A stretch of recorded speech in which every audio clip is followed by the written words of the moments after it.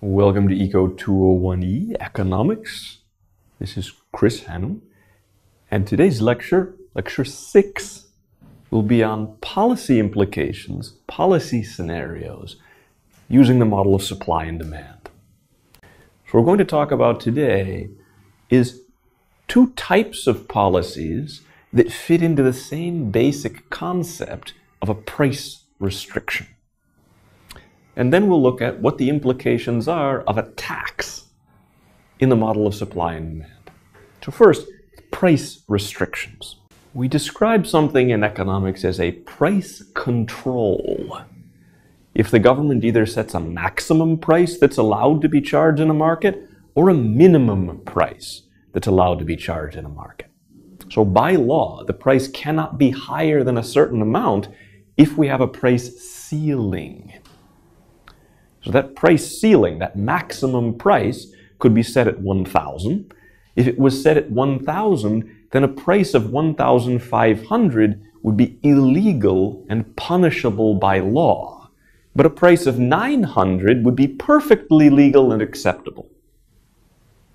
On the other hand, if we have a price floor of 1,000, then the price could be 1,500, and this would be perfectly legal and perfectly acceptable because the law regulates what the minimum price is allowed to be. In this case, a price of 900 would be illegal. So both of these are two halves of a government's ability to potentially set a price. If the government simply sets a price, it could set a price at 1,000 and then determine that the price must be 1,000.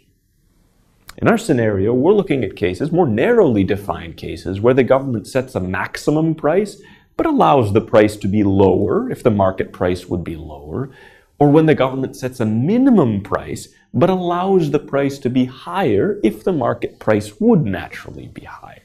So what we're going to look at, using the model of supply and demand, is what the impact of these price control policies might be, first by analyzing a hypothetical market for rental apartments, where here the price is a rental rate. A rental rate might be, say, $1,500 per month. And on the horizontal axis, we have the quantity, which is the number of apartments which are available for rent. Not necessarily the number of apartments that exist, but the number of apartments that are available for rent as opposed to being occupied by their owners. We imagine that there is an upward sloping supply curve for these apartments in this market, obeys the law of supply, such that as we increase the rental price for apartments, more people would decide to rent apartments out. And we'd have a demand curve for apartments which obeys the law of demand, such that as we decrease the rental price for apartments, more people would be interested in renting them out. In that scenario, we would have an initial price, and that initial rental rate, that initial price in this market, in the example you've drawn, is $800, which gives a number of apartments available for rent of 300 or 300,000 or 3,000, depending on the scale of the market in question. When we look at the market for rental apartments, the kind of policy that we often see as a price control is a price ceiling. That's a maximum amount that apartment owners are allowed to charge for rent. Now, these policies in the real world can be quite complex, and the amount that an apartment owner is allowed to charge in rent may be determined by other things such as length of tenure in the apartment, etc. But in this case, we'll assume there's just a simple price, which is a maximum price that apartment owners are allowed to charge for the apartments they would like to rent out. Suppose it's $1,000 compared to this initial market price for a rental apartment of $800. This is a price ceiling, a maximum price that would be allowed to charge of $1,000. Remember, we pointed out that in the case of a price ceiling, we set a maximum price And we have legal punishments for any price which is above that maximum allowable legal price. But any price below that price is legal, it's acceptable, and it's possible. Now, in this specific case, the market equilibrium price is 800. But the price ceiling is 1,000. There's no reason that apartment owners would raise their price to 1,000 above the natural market equilibrium price just because the government imposed such a law that didn't allow them to charge a price that was higher. So in this case, in the market for rental apartments, the price would remain at the original $800 equilibrium price because it's still legal. And we describe this kind of a price ceiling, which does not determine the price, as being non-binding. A non-binding price ceiling doesn't have any effect. It could have some effect in the future, depending on how supply and demand in this market fluctuate over time, but it has no effect right now. So we're still allowed to charge the market price, the equilibrium price, and we continue to charge the market equilibrium price. Suppose, on the other hand, that instead of setting a price ceiling for apartments through this rent control policy of 1,000, the government put a price ceiling in place for rental apartments at 500.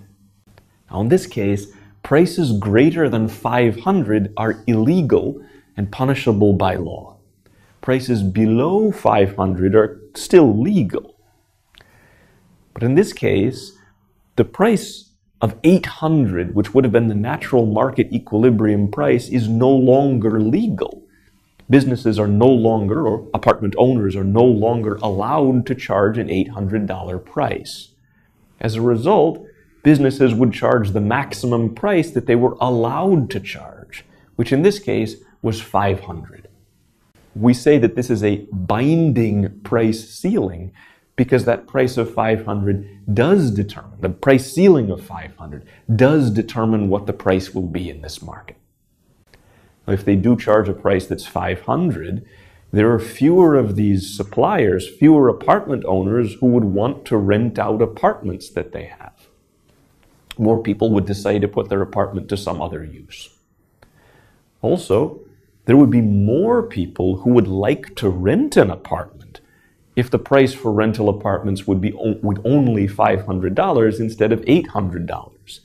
This might be people who would prefer to live on their own as opposed to with family or with friends, or it might be people who would prefer to move to the city from another place, which they would not do if rental rates were too high, but might if rental rates were low. So here, with a price of 500 in this market, quantity demanded would be higher than it was at the original equilibrium value. Quantity supplied would be lower than it was at that original equilibrium value. And this is just like that case from Lecture 4 in the chapter Supply and Demand. We look at what happens when a price just happens to be lower than the equilibrium price. Except in that scenario, we imagine that the logic of a competitive market, if the price just happened for some random reason to be very low, the logic of the market and competition in that market would push that price up. Here, we wind up with the same shortage, that quantity demanded is high and quantity supplied is low, but there's no natural law in the market that will cause this quantity to adjust over time, because the price can't adjust over time. The price is limited to only 500, and businesses aren't going to want to supply more onto the market if that price can't rise. And consumers aren't going to want less if that price can't rise. So we won't naturally move back to that market equilibrium value. You might say that in this case, this binding price ceiling has caused the invisible hand of the market to break down. And there's no natural tendency here to correct the shortage that occurs. We mentioned in Lecture 5 that in the long run, both supply and demand are more responsive to changes in the price. So supply curves are flatter in the long run. Demand curves are flatter in the long run. So if we imagine that this rent control policy, that's the typical name that's used for it when we restrict the rent that can be charged for an apartment to no greater than a certain threshold value, no greater than this price ceiling. If we look at the outcome in the short run, we might expect demand for apartments to be very inelastic, and also supply of apartments to be very inelastic. If demand for apartments comes from people who might move to the city, that takes time for people to adjust their behavior in that way. If the supply of apartments for rent comes from people who might build, or from people who might not build, this will also take time. And won't be able to see a lot of responsiveness in the short term. But in the long term, we would see much larger responsiveness, higher elasticity in terms of both demand and supply. As we compare what supply and demand curves would look like, therefore equilibrium would look like, therefore the shortage caused by this price ceiling would look like, in the short run versus the long run, we might see a small shortage in the short run, but a much larger shortage in the long run. That's to say, quantity demanded might increase by a little bit in the short run, but a lot in the long run.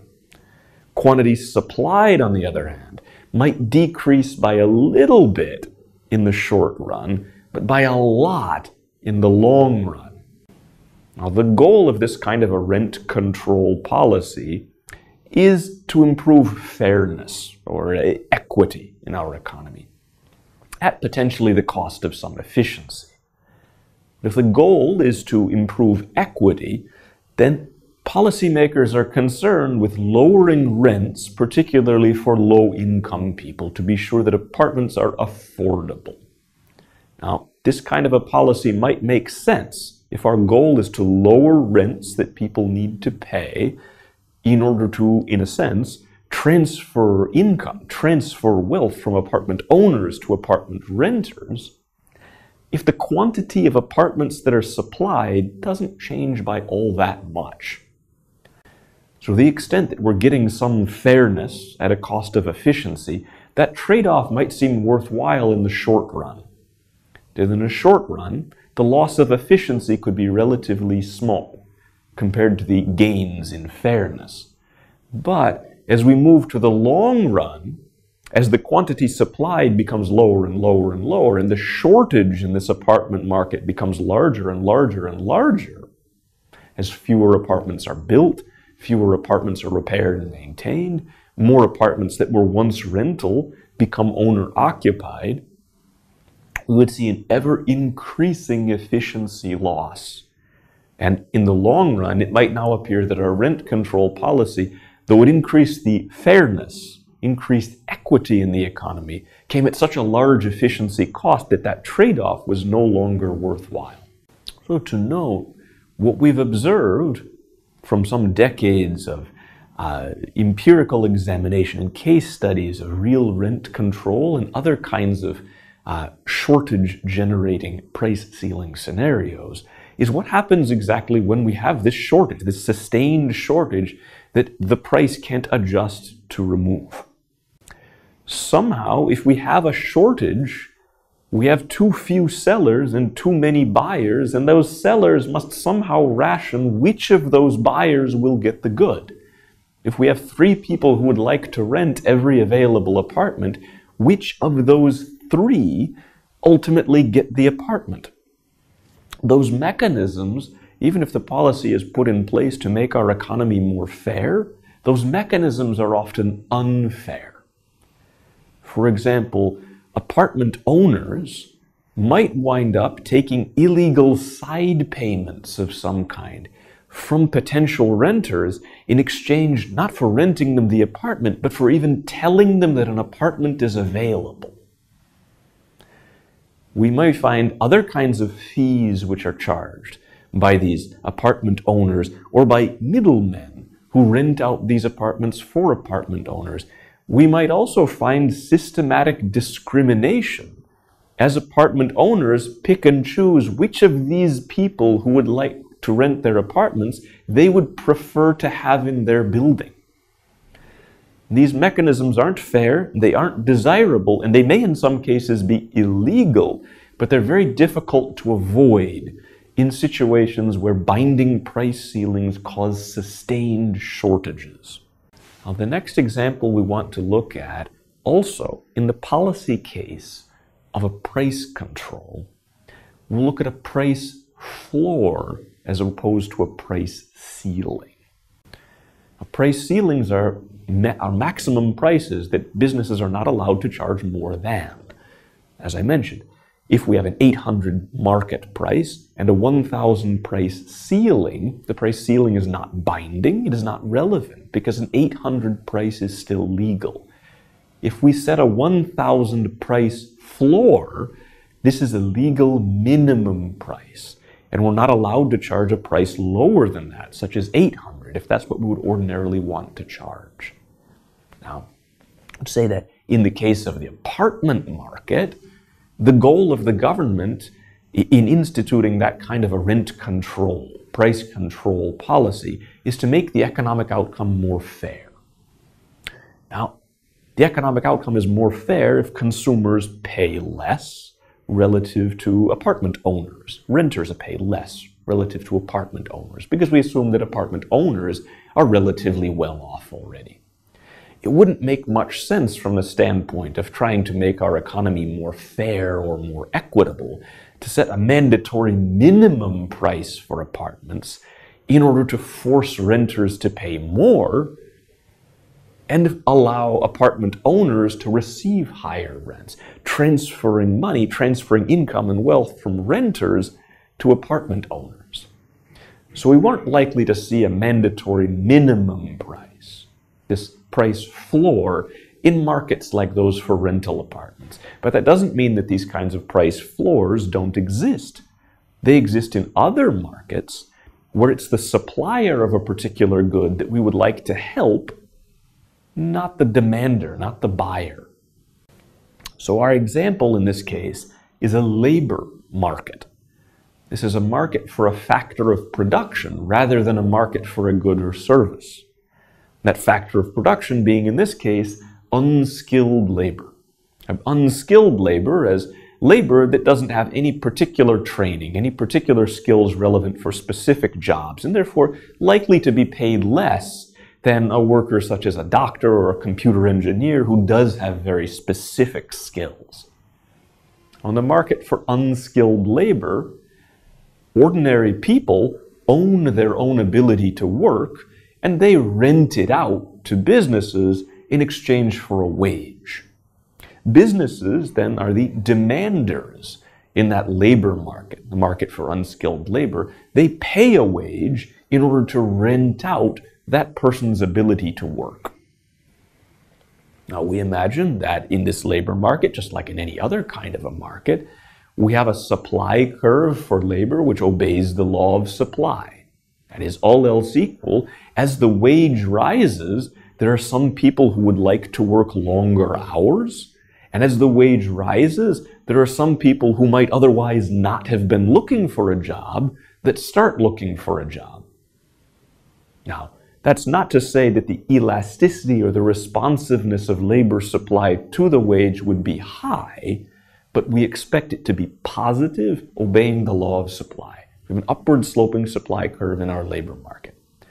We expect there to be a labor demand curve, again, obeying the law of demand, a downward sloping labor demand curve.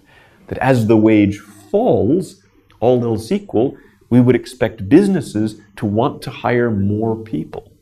They want to hire more people instead of using some other factor of production, because now workers are relatively cheap. For example, a grocery store might have the opportunity to install one of these robotic self-scanning cash registers, or a worker. And they'll be more inclined to hire the worker if the worker is cheap, and they'll be more inclined to pay for that machine, that capital, if the worker is expensive. We imagine that in our labor market, just like any other market, provided there's competition between businesses in finding workers and there's competition between workers in finding jobs, we'll have an equilibrium price, being an equilibrium wage, and we'll have an equilibrium number of jobs.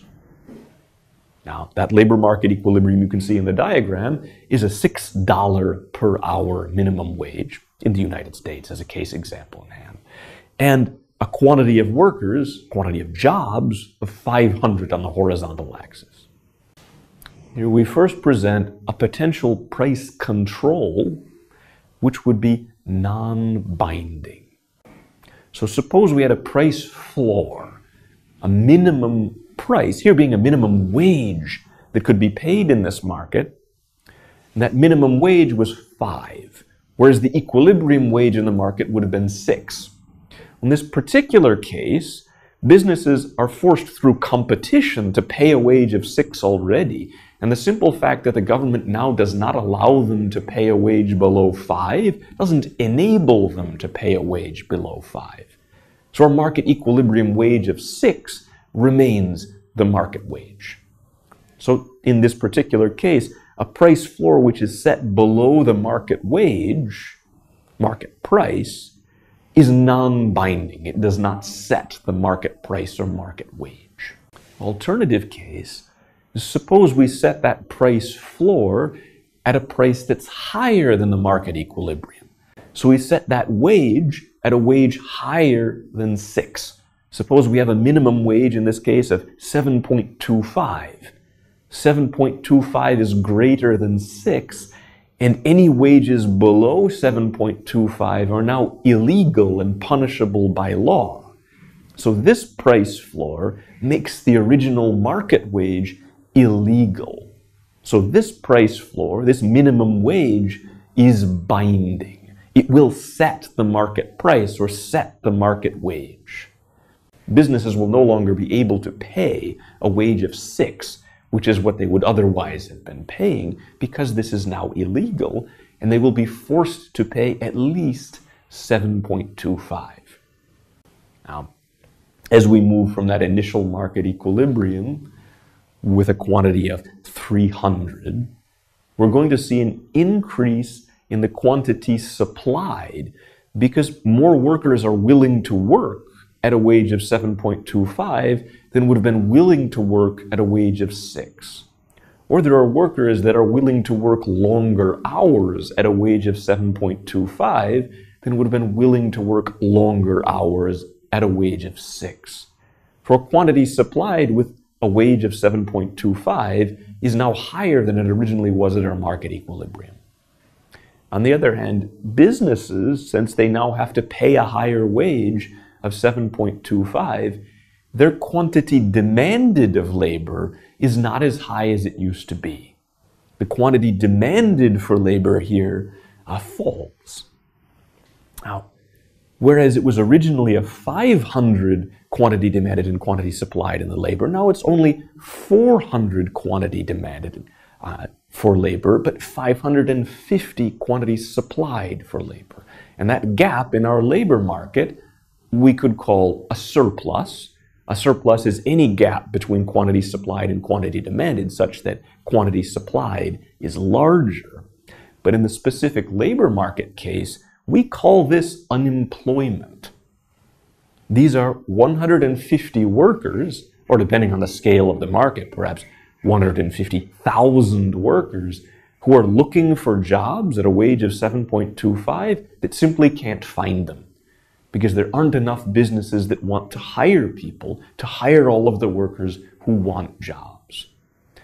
Now, in the original case, where the wage was 6, only 500 people wanted jobs, not 550, and businesses were willing to hire 500 people, not only 400, so there was no surplus in the labor market, and there was no unemployment in the labor market.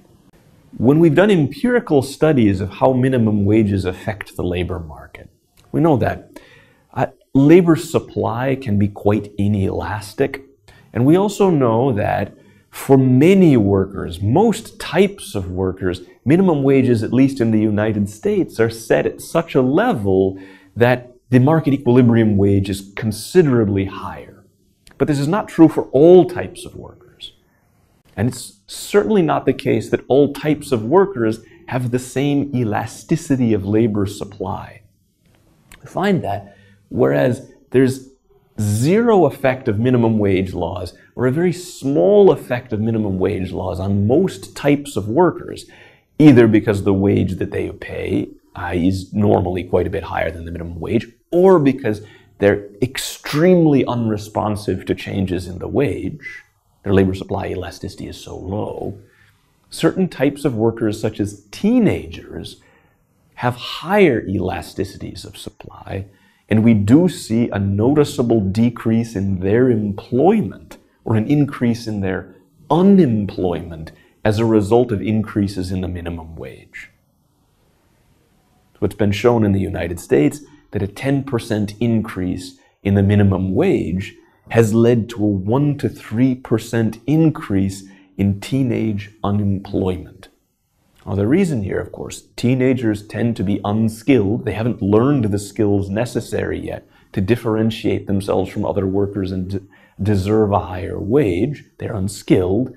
And also, they're less likely to need to work in order to support themselves, feed themselves, pay rent for apartments, pay for utilities than other types of people and other types of workers are. So they're more able to choose not to work if they find that the wage they would be paid is too low. In terms of how we would evaluate price controls in general, we mentioned that one of those things that the vast majority of economists do agree on is that statement that if we have a price ceiling put in place, it will, over the long term, decrease the quantity and or quality of available apartments. And most, if not all, economists also agree that teenage unemployment does rise when a minimum wage is put in place or a minimum wage is raised. And we'd say, by and large, this is indicative of our fundamental principle of economics raised in Lecture 1, that markets are usually a good way to organize economic activity. And when we have price controls put in place, we're not allowing the market to make a decision about what the price should be. So we're interfering with the market's ability to adjust to how much people actually want to buy and how much people actually want to sell in order to organize economic activity. We're causing that invisible hand of the market, which is the price, to break down. And we're interfering with how the market is able to organize economic activity and make decisions for the market. Most economists would agree that unless there's a very good justification for doing so, government shouldn't intervene in this way by controlling the price that businesses charge for exactly this reason. So we've established that some of the policies that governments might institute in order to try to make economic outcomes more fair, such as rent control, price ceiling in the rental market, might actually hurt renters rather than helping renters by making it so hard for them to find an available apartment to rent. And a policy such as a price floor or minimum wage in the labor market could do the same, with an intent to help low-income workers by making it so difficult for them to find a job. Now, next we'll look at a different sort of policy that governments might implement and see what the effect on the market is here, looking specifically at excise taxes. Now, what a tax is on a product is an amount of money which the government takes for each and every unit sold. Now, this could be, for an example, 4 lira per pack of cigarettes. It could also be framed a little bit differently in terms of a percentage of the purchase price. So an additional 60% tax levied on the purchase price of a pack of cigarettes. Now, we'll focus on the former, even though the latter is more common in the real world. Value-added taxes, for example, are generally always percentage taxes, but it's more easy for us to explain, analyze, and draw on our graphs the shifts in our demand and supply that result from unit taxes. It's tax per unit of a good sold. Now, we could suppose that the buyer of the good pays the tax, or we could suppose that the seller of the good pays the tax. What we're going to look at here is whether it really seems to make a difference or not. We're looking at who bears what we would call the burden of that tax. Suppose our market might be the rental housing market, and we impose an excise tax that raises the price by 100, such that the sellers, the renters of apartments, might need to pay 100 to the government if they charge 800 for an apartment. Or we could impose this in a slightly different way, such that each renter, each buyer, needs to pay 800 to the owner of the apartment, and then also 100 to the government. Now, what differs here is who actually sends the money to the government, who has the legal responsibility to pay that tax. Is it the seller or is it the buyer? Now, suppose in this hypothetical case, as you can see in the slide, we look at the market for pizza, and our pizza market has an equilibrium with a price of 10 and a quantity of 500, in the absence of any taxes specially levied on pizza. We have a demand curve for pizza which obeys the law of demand, so it's downward sloping. We have a supply curve for pizza which obeys the law of supply, so it's upward sloping. And suppose we impose a tax on pizza that's 1.5. So our original pizza price was 10, and now the government is imposing a tax of 1.5. So first, suppose hypothetically that buyers have to pay this tax. So then buyers would pay a certain amount to the store, to the restaurant, to the company to buy the pizza, and then also pay some money to the government. So now in this case, if the pizza buyer has to pay both the pizza restaurant and the government, then paying 8.5 to the pizza restaurant and then also 1.5 to the government would be, for all intents and purposes, the same price, the same cost to that buyer. So they would demand exactly the same quantity if they had a price of 8.5 plus a 1.5 tax as they would have with an original price of 10 but no tax at all. And this would be the same for each and every possible combination on that demand curve of price and quantity. That now with the tax, they will demand that same quantity at a price which is 1.5 lower. So in order to figure out what happens in our market, we can analyze this as being very much like, though not quite exactly the same, as a shift inward in the demand curve, or downward in the demand curve by 1.5. Shift in this demand curve from D1 to D2. And we'd have a new equilibrium in that market. Now note here, our supply curve hasn't shifted. Our supply curve remains exactly the same. But this doesn't mean that suppliers will be unaffected by this tax which is imposed on buyers. Our suppliers now are not going to be able to receive as high of a price as they otherwise would have received in the presence of this tax, because there aren't going to be as many people willing to pay a price of 10 as there would have been before. So our new market equilibrium winds up with a lower quantity of pizzas being bought and sold.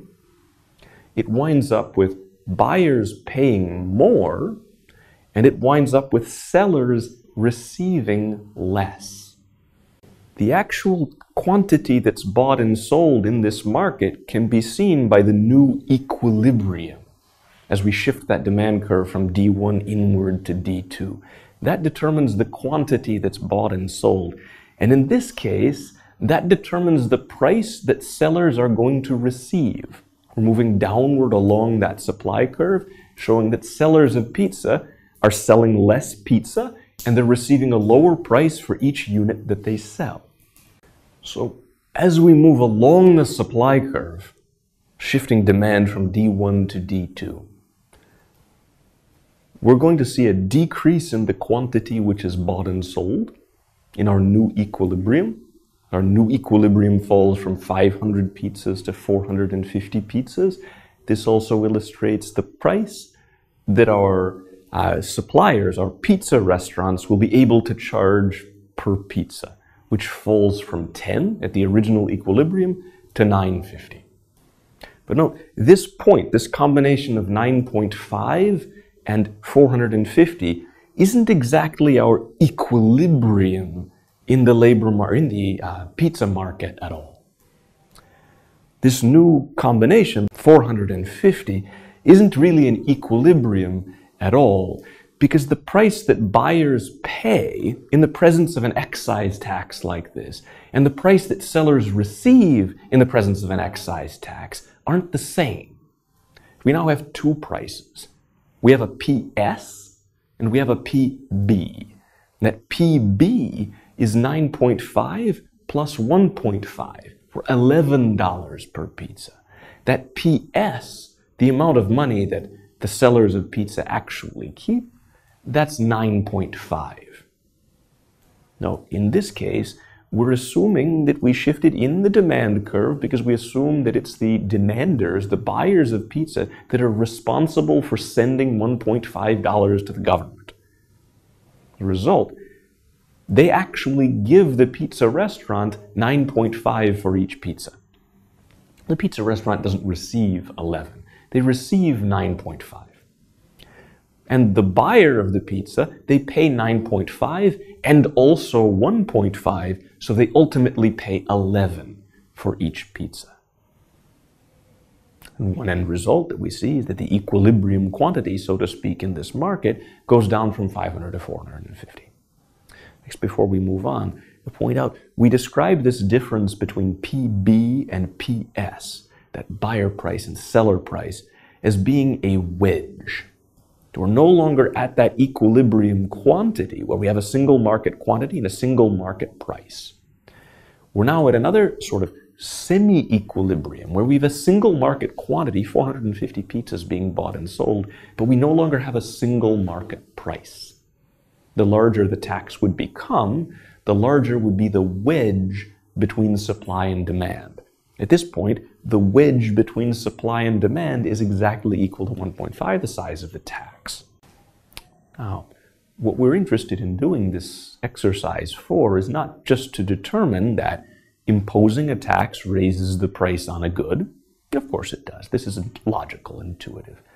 And it's not just to show that if we raise the price of the good through a tax, we can decrease the quantity that's bought and sold. It's logical and intuitive that we can do this as well. We talked about it way back in Lecture 1. What we want to look at here is what we call the incidence of the tax. That is, who ultimately bears the burden? Who is negatively affected by it? Say, when a tax is imposed, generally speaking, it causes a negative economic outcome. It causes buyers to pay more, it causes sellers to receive less, it causes less to be transacted, it makes our economy less efficient, makes our economy smaller. So taxes aren't in and of themselves good, but they may be a necessary evil because they allow the government to raise revenues to pay for various things that only the government can provide. Now, in this particular scenario, we see that the buyer price at PB being 11 is 1 higher than the original equilibrium price of 10. We'd say that of the 1.5 tax, 1 seems to be borne by the buyer of the pizza in terms of a higher price paid per pizza.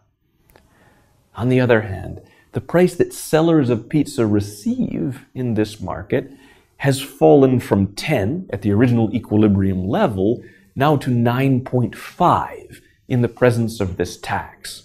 So the amount that each seller of pizza receives has fallen by 0.5. We would say that sellers of pizza appear to bear 0.5 of the burden of 1.5 in tax. So here, the buyer's burden is twice what the seller's burden is. We describe this as being how the incidence of the tax is divided or determined. The incidence, again, referring to who bears the burden or who is negatively affected. So next, suppose we want to do almost the same scenario, where we have a pizza market with an initial equilibrium of 10 per pizza and 500 pizzas sold, have the same demand curves and supply curves, but now we want the seller to pay the tax. That is, before we had imagined that the buyer of the pizza would be responsible for purchasing the pizza from the pizza restaurant and then also giving money to the government. And now we suppose that the buyer is only responsible for buying the pizza from the seller, and whatever price they pay is the only price that they'll pay. But the seller of the pizza now receives money from the buyer, and when they receive money from the buyer, they're required to give some money to the government. And that amount, we assume is the same, is 150. Now, we would imagine that for the supplier of pizza, receiving 11.5 from a buyer feels to them exactly the same as receiving 10 would if there was no tax at all in this market, because they get 10 after they've given 1.5 of the 11.5 to the government. And the same is true for every other combination of price and quantity, that we would add 1.5 to that price to get the same quantity supplied as we would have had originally. So this will act very much like a shift upward or inward of our supply curve, when we assume that it's the suppliers of pizza that are responsible for actually paying the tax. When we shift in that supply curve, we'll move to a new market equilibrium by moving up and along that demand curve. And the new point we find for that new market equilibrium, as we move up and along the same demand curve, is going to give us a higher price for pizza and a lower quantity bought and sold for pizza. In this case, the quantity that's bought and sold with this tax, which now is forced to be paid by suppliers, the quantity that's bought and sold falls from 500 to 450. And the price that buyers now have to pay, this new equilibrium price, where our S2 supply curve intersects that old original demand curve, is 11.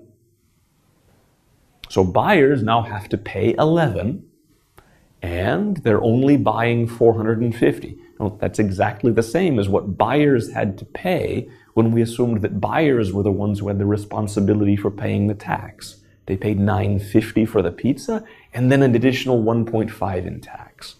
Now they pay 11 and don't have any responsibility for sending any money to the government.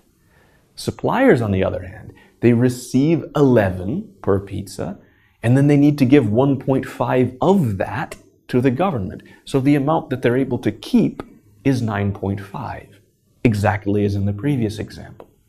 So here, when we assume that we model this as a shift inward or upward in supply, because suppliers have the legal responsibility for paying the tax, it's a shift in supply, goes to a new equilibrium point along the original demand curve, but it still gives us a PB of 11 and a PS of 9.5.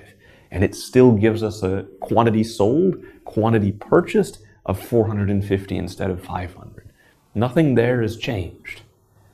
Now, because PB in this example has risen by 1, and PS has fallen by 0.5, the incidence of the tax still falls 2/3 on the buyer and only 1/3 on the seller, even though it's the seller who has the legal responsibility for paying the tax. In this case, who technically has the legal responsibility for paying the tax, whether it's the buyer, who has to give money to the government, or whether it's the seller who has to give money to the government, doesn't actually have any impact whatsoever on who bears the burden of the tax, on where the incidence, so to speak, of that tax falls. So if our goal through government policy is to shape our tax policy in such a way that consumers are affected less than businesses are, we might say that that might increase the fairness in the economy. If the people who own these businesses are relatively well off and the consumers, people that buy products from those businesses, are relatively less well off, we wouldn't be able to do anything through changing who had legal responsibility for paying the tax to make our economic outcome of the tax more fair. Next, so if simply changing who has the legal responsibility to pay the tax doesn't do anything at all and can't do anything at all to change tax incidence, which is potentially something we might want to do in order to make our tax system more fair, is there anything that can affect tax incidence? And the answer is relative elasticities. So suppose we have case 1. In case 1, supply is elastic. So suppliers are very responsive to changes in price, but demand is very inelastic. So demand, consumers, are much less responsive to changes in price. So we'll have a steep demand curve and we'll have a flat supply curve. And when we show the impact of one tax, say the size of the tax is going to be the same in all of these examples. Say the size of our tax is 1.5. In this scenario, as in the pizza scenario that we just presented, the buyer's share of the tax burden winds up being large, and the seller's share of the tax burden winds up being small. Now, this is because buyers are willing to pay a higher price to consume this good without changing the quantity that they would consume very much at all because of the low elasticity of demand. So if we have a good, a particular product, where we know that the elasticity of supply is high and the elasticity of demand is low, we could say that if we tax this good, if we put an excise tax on this good with very inelastic demand, most of the incidence of the tax would fall on demanders. For an example, suppose the product in question is cigarettes. Cigarette suppliers may have quite elastic supply of cigarettes, but cigarette demanders, being addicted to cigarettes, may have very low elasticity of demand. As a result, the vast majority of the burden of a cigarette tax is borne by buyers. The tax that cigarette sellers, producers receive, the price that they receive in the presence of a tax, is almost as high as it would have been if the tax didn't exist. But the price that buyers pay is much higher. The incidence falls primarily on them. And if the goal of our tax system is to try to find a bundle of different excise and consumption taxes that will cause the least impact on demanders and consumers, and the most impact on businesses, firm owners, this kind of a product would be one we might not want to tax very heavily. So next, suppose we have an opposite case where it's supply that's relatively inelastic. So our supply curve is relatively steep, and our demand curve is relatively elastic. So it's relatively flat. Now in this case, demanders respond a lot to changes in the price. Suppliers don't respond very much in terms of the quantity that they supply to changes in the price. So no matter who pays the tax, as the price rises, demanders will reduce the quantity that they want to consume by a lot. Suppliers will not. As a result, demanders, consumers, bear a small portion of the overall burden or incidence of this kind of a tax. Suppliers bear a much larger portion of the overall burden or incidence of that tax. So if we have a product that we imagine has a very high elasticity of demand, for example, Mountain Dew, as we saw in the previous lecture, with an elasticity of demand of 4.4, an elasticity of demand being so high would mean that Mountain Dew consumers, Mountain Dew demanders, would bear a very small portion of the overall burden of an excise tax on Mountain Dew. And the companies that produce Mountain Dew would bear a much higher portion of the overall burden of that tax, higher portion of the incidence of that tax. As a case study, one common intuitive solution to a problem in our tax system that we would like our tax system to make our economy more fair is to try to tax the sorts of products that rich people like to buy. When we try to do this, it's often described as a quote-unquote luxury tax. It is taxes on jewelry, designer clothing, yachts, first-class plane tickets, penthouse apartments, the kinds of things that rich people and only rich people tend to buy. In 1990, the United States Congress adopted exactly such a tax to try to raise revenue, which is the general purpose of all taxes, and to do so in such a way that it made economic outcomes more fair by having an incidence or a burden that would fall primarily on the rich. Now, the goal, of course, is to raise revenue. The goal isn't just to make the economy more fair, but this, as opposed to another tax, was treated as relatively preferable because they hoped it would make the economy more fair. And then the question is, who really bore the burden of that tax? And was it rich people ultimately in the end that did bear the burden of that tax? Now here, the big problem with the luxury tax ultimately turned out to be the fact that luxury goods, being luxuries rather than necessities, as we discussed in the previous lecture in the context of cruise vacations versus insulin, they tend to have high demand elasticities. So yachts have high demand elasticity.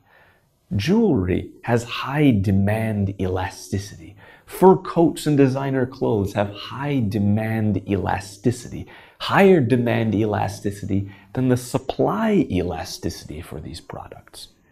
So as a result of the luxury tax, we would see a relatively large drop in overall quantity consumed because of this high elasticity, and also that most of the burden wound up falling not on those who demand luxury goods, but on those who supply luxury goods.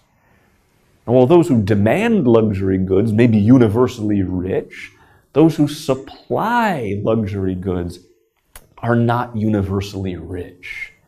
So the people who work for the businesses, own the businesses, manage the businesses which build yachts, as an example, or jewelers who sell jewelry, jewelers who make jewelry, they're not as rich as the people who are buying jewelry.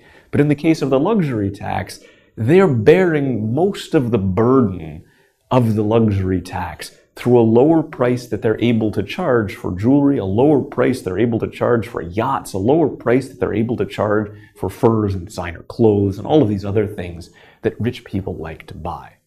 So as a result, the luxury tax both didn't raise as much revenue because of this high demand elasticity as the US Congress was hoping, and also the burden of it was much less progressive than they had hoped that it would be. We describe a tax as being progressive if the burden mostly falls on the rich.